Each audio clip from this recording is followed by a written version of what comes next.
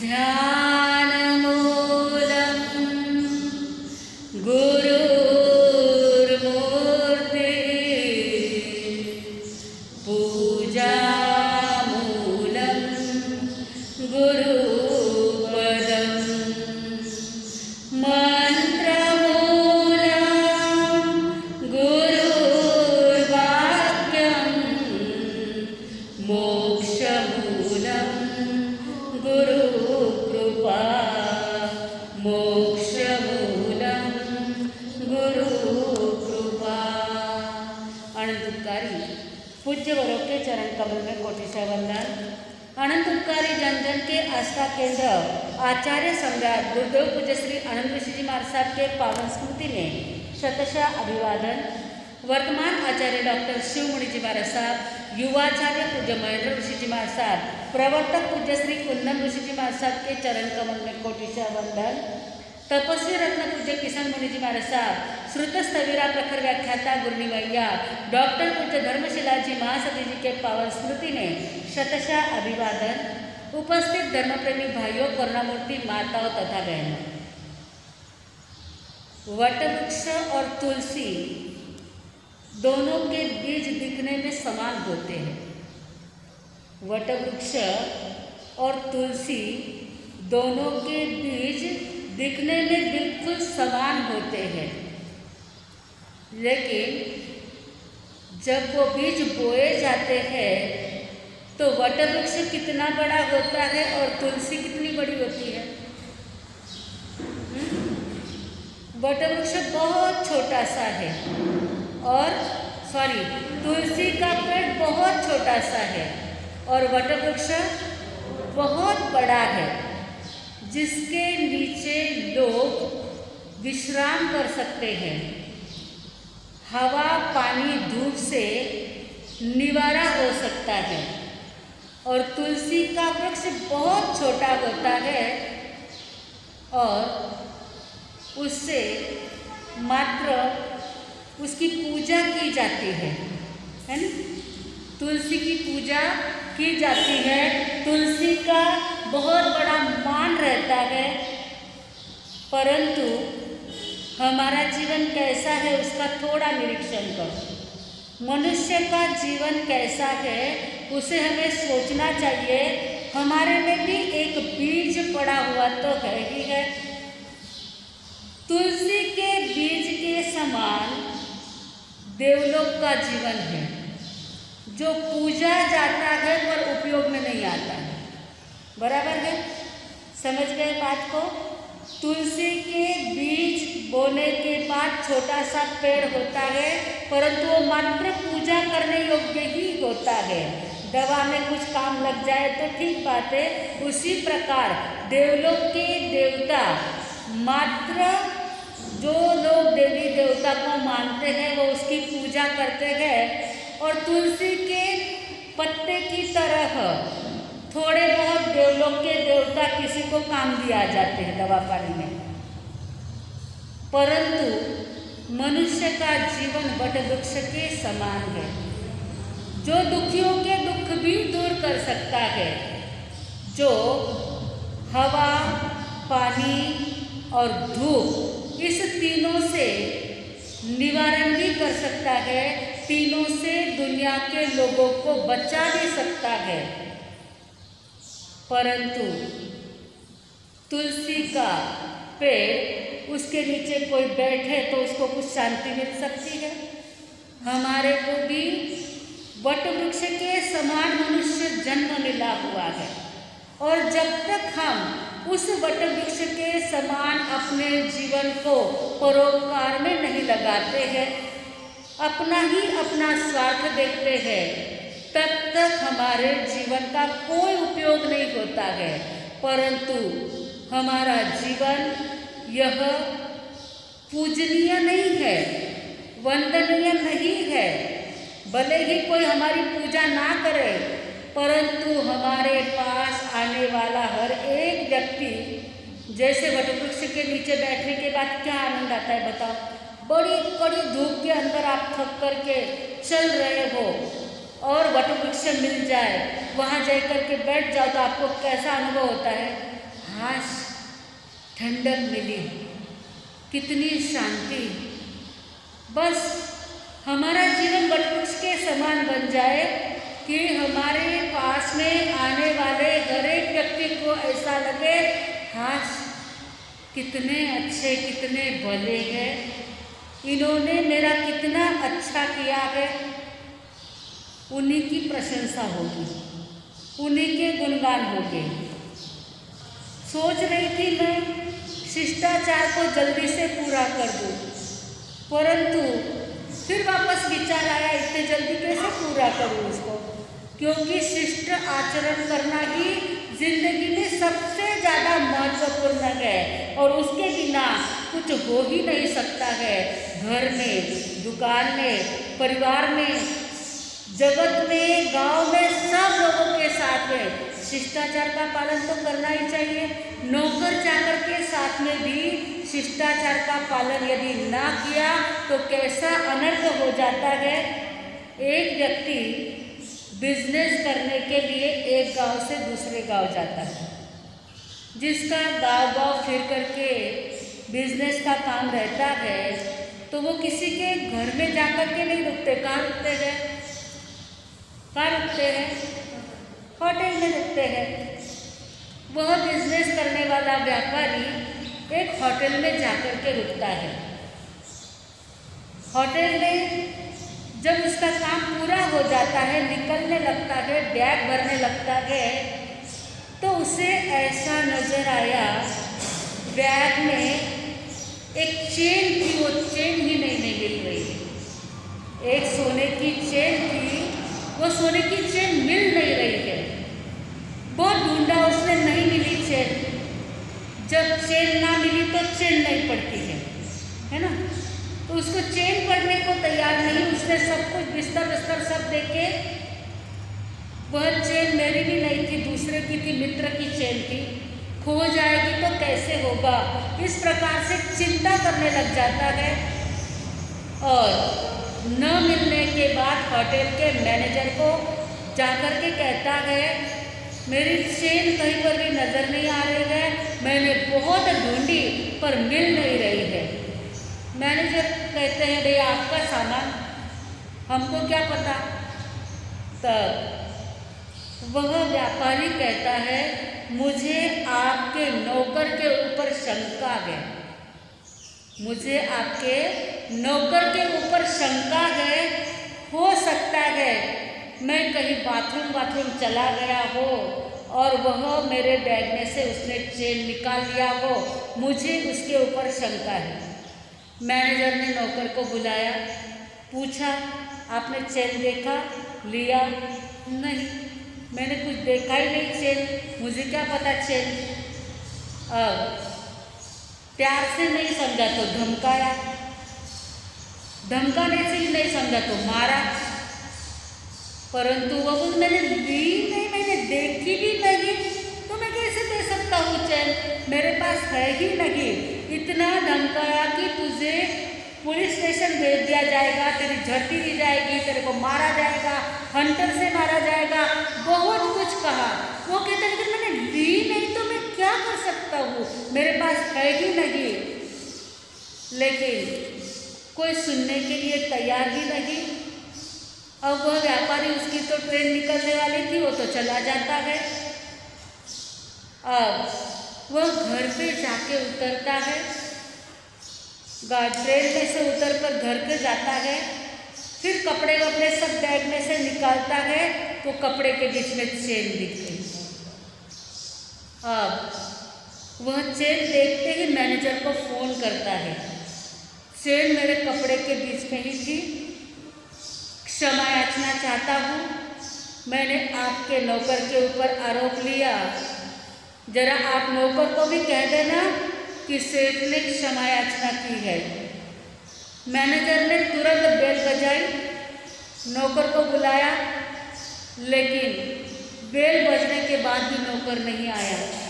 स्वयं मैनेजर उठकर नौकर के रूम के पास में गया, रूम का दरवाज़ा अंदर से बंद था। एक स्टूल लिया, स्टूल के ऊपर मैनेजर चढ़ा और ऊपर की खिड़की से अंदर देखा तो वह नौकर फांसी के ऊपर लटक रहा था। फटाफट आदमियों को बुलाया, दरवाज़ा तोड़ा, अभी भी कोई जान बची हो तो उसको मैं बचा लूँ, लेकिन अंदर जाके देखे तो उसकी लाश थी, उसके प्राण चले गए थे।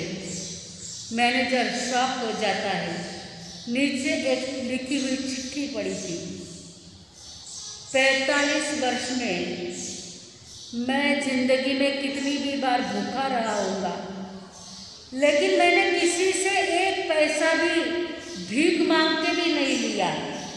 चुराने की बात तो दूर ही रही, लेकिन मैंने भीख तक किसी से नहीं मांगी।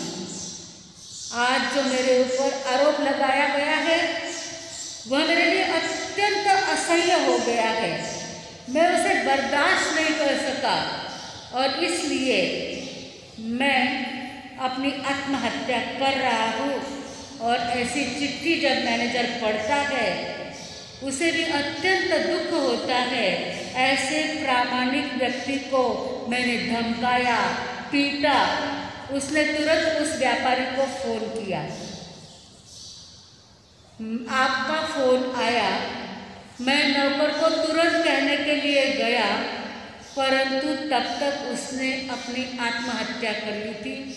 उससे यह आरोप बर्दाश्त नहीं हो पाया और उसने अपने आप को ख़त्म कर दिया। ऐसे भी लोग दुनिया में हैं जो जिंदगी में भूखे रह जाते हैं, लेकिन लोगों के सामने हाथ नहीं पसारते हैं, लोगों की एक भी चीज़ चुराते नहीं हैं। यही संस्कार प्रशंसनीय होते हैं। इसकी प्रशंसा की जाती है तो दुनिया के सारे लोग सदाचारी बन जाएंगे, प्रशंसनीय बन जाएंगे। आपके जीवन में ऐसा कभी हुआ है? कुछ वस्तु नहीं मिली तो आपने नौकर के ऊपर आरोप लिया है क्या कभी?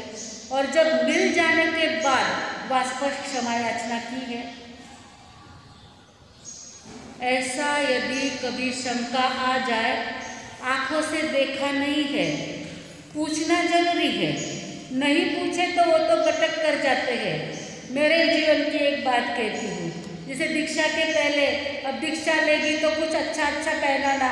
उस ज़माने में HMT की घड़ी का बड़ा महत्व था, तो अच्छी HMT की घड़ी लाई थी। और जैसे नहीं बाथरूम में गई तो बाथरूम में ही घड़ी भूल करके ऊपर आ गई। उसी समय बहुत बड़े संत इगतपुरी में पधारे थे और मैंने कहा भाई मेरी घड़ी नहीं मिल रही है, बाथरूम में से तो कभी कुछ जाता ही नहीं है। तो गई कहा, बाथरूम में तो मार्शल के साथ वाला आदमी गया था, दूसरा तो कोई गया ही नहीं था। तब पिताजी मार्शल के पास में गए। मार्शल, आपकी तो बड़ी नामना है, आप महान हो, परंतु आपके साथ में जो नौकर है ना, उनको जरा पूछो तो सही कि उन्होंने घड़ी ली है क्या। संत ने पूछा, हाँ कौन कहेगा, लेकिन दोपहर को वापस भोजन के लिए वो आने वाले थे।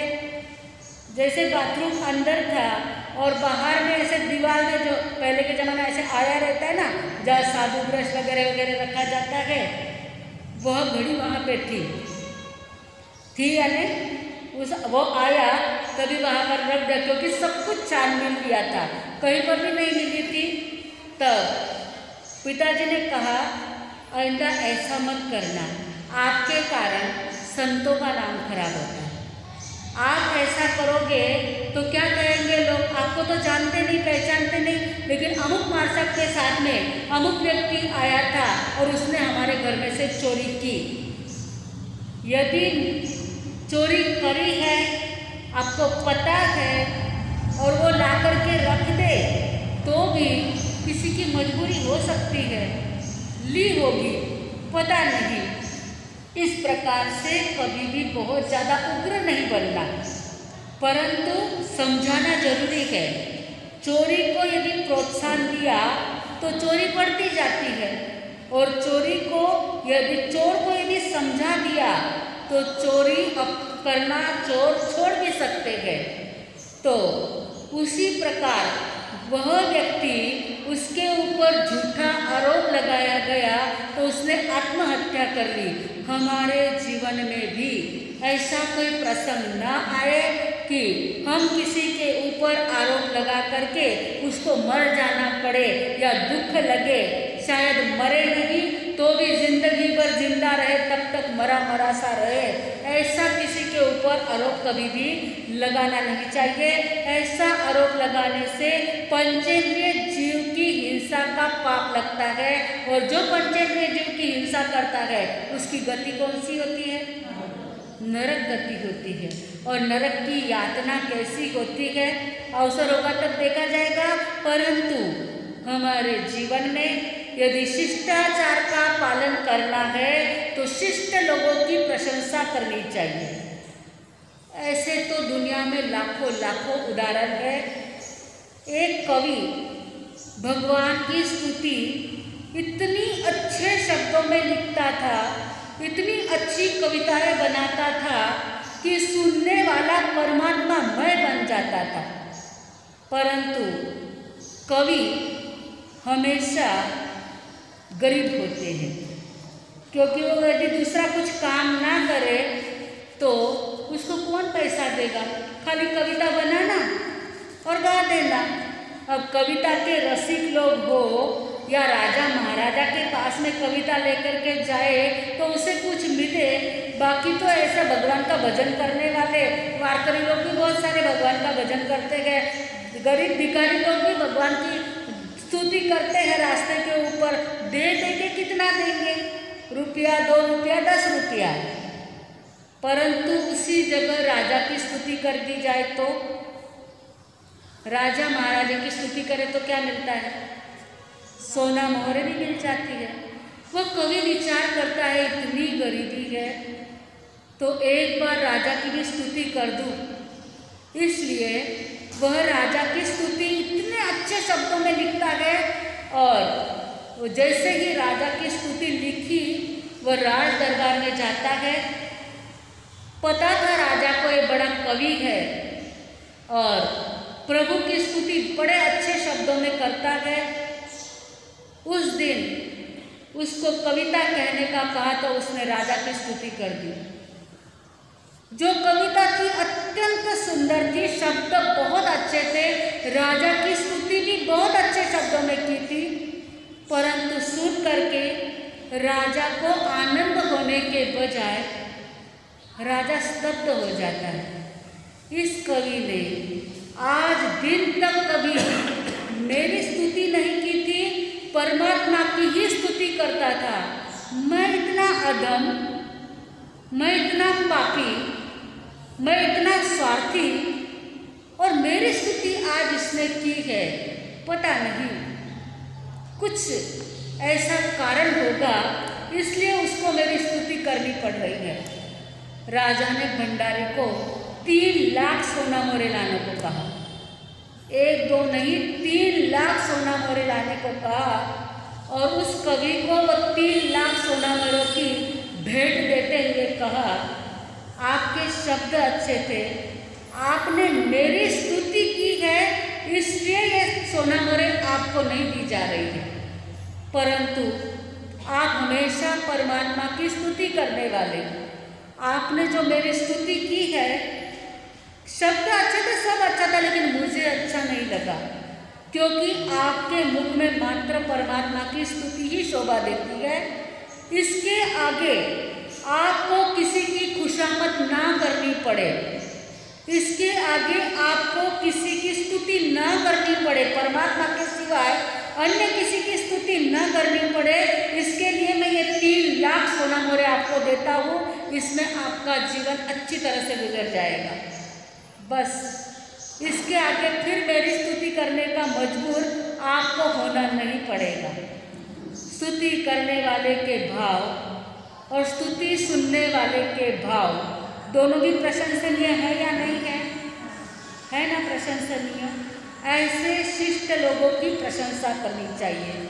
जैसे मैंने पहले आचार्य श्री का जीवन जब कहा तभी कहा था कि हम लोग बम्बई से जब 92 में 1 जनवरी 92 में आचार्य श्री के पास में पहुँचे तो आचार्य श्री की स्तुति के भजन जब गाने लगे तो आचार्य श्री ने कहा, भाई मारी कई स्तुति करे, भगवान की स्तुति करो ना, मारा गुणगान मत गाओ, भगवान रा गुणगान गाओ। अपने को किसकी स्तुति अच्छी लगती है? मैंने तो एक बार एक संप्रदाय के संत जिनके प्रवचन में हम गए और उसमें किसी व्यक्ति ने भगवान की स्तुति की, तो उनके जो साध्वी जी थे वो खड़े होकर के कहते हैं, ये हमारा संत भगवान से भी बढ़कर है, आप भगवान की स्तुति अपेक्षा हमारा संत की स्तुति करो। मुझे तो इतना कैसे तो भी होने लगा, मुझे आचार्य श्री याद आए। मैंने कहा आचार्य श्री का जीवन और कहा ये कि जो बोलते मेरे गुरु भगवान से भी बढ़कर है, गुरु भगवान से बढ़कर है, गुरु गोविंद दोनों खड़े किसके लागू पाए, बलिहारी गुरुदेव की गोविंद दियो बताए। जब तक उन्होंने गोविंद बता दिया है तब तक गुरु की स्तुति ठीक है, परंतु भगवान की स्तुति छोड़ करके मात्र गुरु की स्तुति करना, ये भी तो अच्छा लगता है क्या? ये सुनने जैसा लगता है क्या? तो बहुत ज़्यादा सोच विचार के करीब करीब 2000 लोग थे प्रवचन में, 1-2 लोग नहीं थे, 2000 लोग थे। दीक्षा थी, दीक्षा में सब लोग आए हुए थे। उसमें जब ऐसा कहा तो मेरे तो पैर के नीचे की जमीन खिसक गई। मैंने कहा क्या लोग हैं भाई, कुछ भी बोलते गए। तो ऐसा कभी भी नहीं करना चाहिए। गुरु के स्थान पर गुरु, भगवान के स्थान पर भगवान। अभी तक इस 5वें आर्य में कोई भी गुरु सर्वज्ञ नहीं है क्या कोई सर्वज्ञ? सभी छद्मस्त है, सभी लोग छद्मस्त है। जो 6 में मस्त रहते गए उसे छद्मस्त कहते हैं।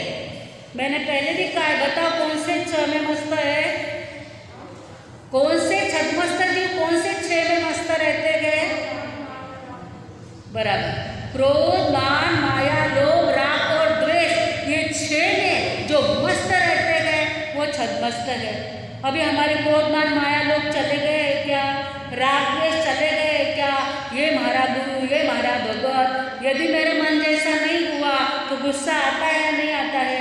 भले प्रमाण कम ज़्यादा हो, लेकिन मन में थोड़ा तो, इसलिए अभी तक कोई वितरागी नहीं बने हैं। तो पहले वितरागी भगवान की स्तुति करनी चाहिए।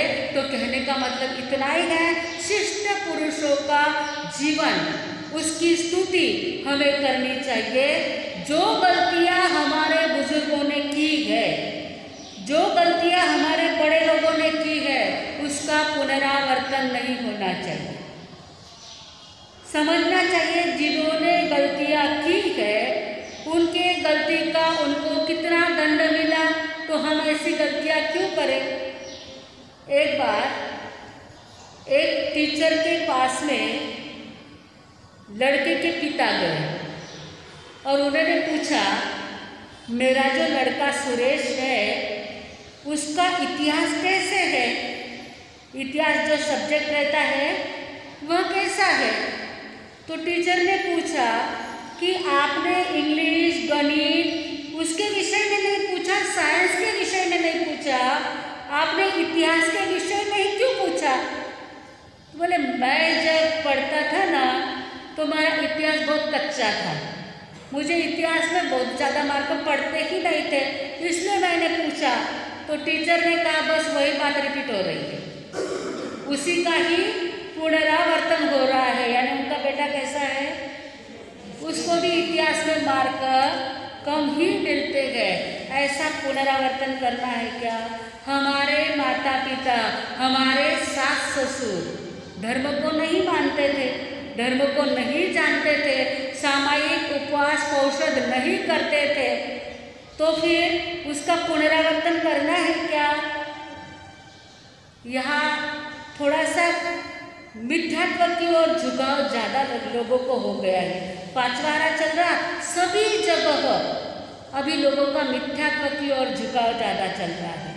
कोई शिरडी के साईं बाबा को मानते हैं, कोई तिरुपति बालाजी के लोगों को मानते हैं, तो कोई जंगली महाराज को मानते हैं, कोई महादेव जी के मंदिर में चले जाते हैं, कोई लोग कहते मार साहब सुबह उठ करके सब जितने मंदिर है सब जगह पे जाके हाथ जोड़ के आ जाते हैं।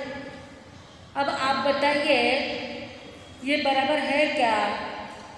है क्या बराबर? ये ऐसा ही आपके बाप दादा ने किया हो तो आपको भी वैसा ही करना चाहिए क्या? जैन धर्म का पालन जब हमने अच्छी तरह से समझ लिया है तो जीव को अजीव कहे तो मिथ्यात्व और अजीव को जीव कहे तो मिथ्यात्व, तो ऐसे मिथ्यात्व का सेवन करने से हमारी सद्गति हो सकती है क्या? हो सकती है क्या बताइए? और यदि काम पड़ जाए तो काम कौन आएगा बताइए? कौन से देवी देवता काम को आने वाले हैं? तीर्थंकर परमात्मा तो सिद्ध हो गए, वो सिद्ध बुद्ध मुक्त हो गए हैं। वो आप उनकी स्तुति करोगे तो सिद्ध बुद्ध मुक्त बनेंगे, लेकिन सिद्ध बुद्ध मुक्त जो हो गए हैं आपत्ति पड़ने के बाद आपके पास वो आएंगे क्या? वो आपका दुख दूर करेंगे क्या? आपके कर्मों को नष्ट करने की ताकत कोई भी भगवान में है क्या? यहाँ स्वयं तीर्थंकर परमात्मा जीवित रूप में हाजिर हो और वह भी आपके कर्मों को दूर कर सकते हैं क्या बताइए? कर सकते हैं। कर्म कैसे दूर होंगे? स्वयं कुछ त्याग करोगे, स्वयं कुछ धर्म करोगे तो तीर्थंकर परमात्मा की कृपा हो जाएगी, क्योंकि तीर्थंकर परमात्मा ने धर्म बताया है। उन्होंने जो धर्म हमें बताया है उस धर्म का आचरण करेंगे तो वो तीर्थंकर परमात्मा का उपकार सही है, परंतु तीर्थंकर परमात्मा ऐसा नहीं कहेंगे बेटा तू जो करना है सो कर, मी तुझ्या पाठीशी आहे। फिर आप कौन सा भी पाप करो तो क्या तीर्थंकर परमात्मा उसको धो डालेंगे? असंभव। जो जैसा कर्म करेगा उसको वैसा फल भुगतना ही पड़ेगा। यदि तीर्थंकर परमात्मा अच्छा कर देते होते तो इतने दुनिया के लोग कोई दुखी, कोई गरीब, कोई पीड़ित, कोई रोगी होते ही नहीं। सब जन तो खाली जाकर के दर्शन कर लेते, परमात्मा की मेरे ऊपर कृपा दृष्टि है, मैं तो कैसा भी वर्तन करूं तो चल जाएगा, ऐसा कभी नहीं हो सकता है। हमारा जैसा आचरण होगा वैसा ही हमारा आगे का जीवन होगा, वैसी ही हमारी गति होगी, वैसी ही हमारी प्रगति भी होगी, वैसी हमारी अधोगति भी होगी। आचरण के समान गति, प्रगति, अधोगति, ऊर्ध्वगति जो कुछ है हमारे आचरण के ऊपर डिपेंड है। तो हमारा आचरण कैसे होना चाहिए उसके ऊपर विचार करना अत्यंत आवश्यक है। हम विचार कर रहे हैं कि शिष्टाचार की प्रशंसा करना, मार्गानुसारी का दूसरा गुण जो है शिष्टाचार की प्रशंसा करना। हम प्रशंसा करने योग्य है क्या? अपने आप को, स्वयं को ही पूछ लो कि अपने आप में हम वैसे गुण है क्या कि हमारी कोई प्रशंसा करे? है। हर एक व्यक्ति दुर्गुणी नहीं होता है, हर एक में कुछ ना कुछ गुण तो होता ही होता है, लेकिन उस गुणों को हमारा कोई दूसरा दुर्गुण ढक रहा है क्या? 100 सद्गुण हो लेकिन एक दुर्गुण सारे सद्गुणों के ऊपर पानी फिरा देते हैं। सब कुछ अच्छा है, दानी है, सिलवान है, तपस्वी है, सब कुछ है, लेकिन किसी को क्रोध ज़्यादा है, किसी को मान ज़्यादा है, कोई मायावी है, कोई लोभी है। तो फिर इतने सारे सद्गुण होते हुए ये एकाध दुर्गुण यदि अंदर में घुस जाएगा तो हमारे सारे सद्गुणों के ऊपर पानी नहीं फिर जाएगा क्या? इसलिए हमारा जीवन यदि शिष्ट आचरण रूप बनाना है तो हमारे में क्या दोष है उसका निरीक्षण करना, उसका ऑब्जर्वेशन करना और उसको देख करके दूर करने की कोशिश करना। जैसे अनाज में से कंकर कीड़े सब साफ कर देते हैं, धो करके साफ करके सभी वस्तु खाते हैं। सब्जी दुकान से ला करके ऐसी के ऐसी आप खा लेते हैं क्या? उसकी काड़ी वाड़ी सब कुछ जो गंदा गंदा जो कुछ है सब निकाल देते हैं। जो भी जीव जंतु युक्त सब्जी है उसका बराबर अच्छी तरह से पलेवड़ा करके और बाद में करते हो तो जिसका आया जैसा कैटरर्स ना लोग किसी भेंडी ले ले, इसरा डांडा काटे कट कट कट कट करके ऐसी ही सिजा देते हैं। ऐसे घर वाले करते हैं क्या? नहीं करते हैं। फिर बाद में आप लोगों को ऐसा लगता है भाषा कोई रसोई बनी थी इतनी मस्त होती, उन्होंने मस्त में कई कई मस्त पड़े मालूम किता ने मस्त में कई मस्त मस्त पड़े जी को बहुत आचरण करना आवश्यक है। पहले के ज़माने में सभी काम हाथों से होता था और बड़े जो कार्यक्रम रहते हैं ना उसमें ऐसी सब्जियां बनती नहीं थी जिसमें जीव जंतु हो। तो एक शिष्ट आचरण करना है। जहाँ पर भी ऐसा आचरण होता है वह प्रशंसनीय है।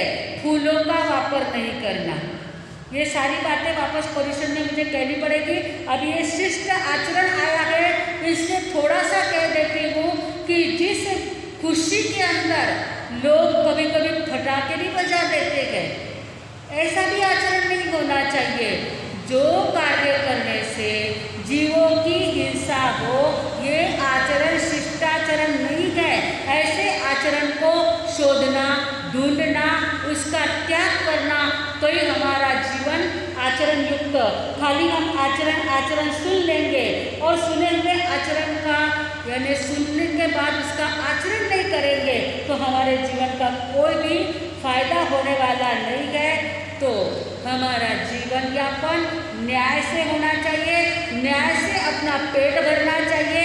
अन्याय का एक छान में गोबरी में लाया हुआ अंगारा भी मन को बिगाड़ देता है। तो लाखों करोड़ की अन्याय की संपत्ति क्या मन को स्वस्थ रखेगी, मन को शांत रखेगी? अब फिर कहते हैं मानो मन भटके, मानो मन भटके, माला में मनस नहीं लागे। क्यों लगेगा माला में मन, बताइए। एक बार एक दादाजी सामायिक कर रहे थे और बहू जी बाहर रसोई कर रहे थे चौके के घर में। दादाजी के कोई मित्र आए। मित्र ने कहा सेठ जी कहाँ है? तो बोले दुकान में, चमार की दुकान में चप्पल लाने को गए थे। दादाजी ने अंदर माला फेरते फेरते सुन लिया कि चमार की दुकान में चप्पल लाने को गए। मैं माला फेर रहा हूँ और ऐसी कह रही मेरी बहू। आजकल की बहुओं का कहना ही क्या, कुछ भी बोलती है, इनके मुंह को कौन ढक्कन लगाए। सेठ जी तो चले गए, जो आए थे मित्र वो तो चले गए। इनकी माला तो जैसे ऐसे गुस्से में पूरी हुई, मुश्किल से वो माला पटकी। आए चौके में, क्या मैं क्या चमार की दुकान में चप्पल लेने को गया था क्या? देखा नहीं क्या आंधी हो क्या? मैं माला फेर रहा था, माला अंदर। कुशल कह दिया चमार की दुकान में चप्पल लाने के लिए गए। बेचारी बहू संस्कारी थी, क्षमा चाहती हूँ ससुर जी, लेकिन कल से आपका चल रहा है मेरे को चप्पल लानी है, मेरे को चप्पल लानी है। दिन उद्योग को मैं लगे चप्पल लावाने जाऊला, दुकाना खुली को मैं लगे चप्पल लावाने जाऊला। बताइए आप माला फेरते फेरते विचार करते थे कि नहीं कि वे चप्पल लाने को जाना है, कौन सी दुकान में जाना है, कौन से कलर की चप्पल लाना है, कौन से डिज़ाइन की चप्पल लाना है? आप सोचते थे कि नहीं माला फेरते वक्त? बताओ। मैं सोचता था, लेकिन मैं मन में सोचता था, हाथ से तो माला गिन रहा था ना। अरे आप हाथ से माला गिन रहे थे लेकिन मन से तो चले गए थे ना मोची की दुकान में, चमार की दुकान में। हाँ गया तो था, फिर मैंने कुछ गलत कहा। नहीं, मैंने कुछ गलत किया हो तो मैं माफ़ी चाहती हूँ। तब ससुर जी ने कान पकड़ लिए, बात आपकी सही है। हाथ में भले ही माला हो परंतु जो काम सोचा है उसमें ही मन चलता रहता है। तो हमारा मन कहाँ चलता है? अभी हमारी बहनें सारी व्याख्यान में बैठी हुई है परंतु मन में अभी मासा किसा प्रश्न पूछिला। आज बेसारे माते प्रश्न मंच लेवदार के किसा प्रश्न पूछिला। कई वालों ने ओपन प्रश्न मंच तर के दिए गए। होता है कि नहीं मन में थोड़ा थोड़ा होता है क्या? फुर्रो फुर्रो बोल दो। कई इनाम गिनाम भी बरस लाए रखे हैं बाहर सबने, कई करी किने इनाम भी किने मालूम है आज। तो ये मन बड़ा चंचल है, आपका ही नहीं सबका। क्योंकि साधु संत भी किरो अनाज खाए रहे हैं, किरो अनाज खावे खान लोग घर लावा जिको खावा। जैसा खाते हैं अन्न वैसा होता है मन। चंचलता तो आना स्वाभाविक है परंतु उस चंचलता को भी कंट्रोल में करना, अभी तुरंत प्रश्न मंच लेना है, इसलिए आपका ज़्यादा समय ना लेते हुए आज मुझे वैसे तो कहना था कि विवाह की मर्यादा का पालन करना। आगे का तीसरा गुण है विवाह की मर्यादा का पालन करना, यानी क्या क्या मर्यादा होती है, विवाह करने के बाद क्या मर्यादा होती है। आपने तो विवाह कर लिया है, लेकिन उसकी क्या मर्यादा होती है, उसका सारा वर्णन अवसर होगा तो बाद में देखा जाएगा। बोलो भगवान महावीर स्वामी की। पचकान एकासना एकाशनम पचकेत्यम त्यागमाशनम खायम साइमम अनथा गगनम सहसा गायनम महत्ता कारणम एक टन क्रांति ग्यारह पचकान ओ श्री। एकासना करने वालों को व्यासना उगेश्वरे व्यासनम पचकेत्यम त्यागमाशनम खायम साइमम अनथा गगनम सहसा गायनम महत्ता कारणम दो टन क्रांति ग्यारह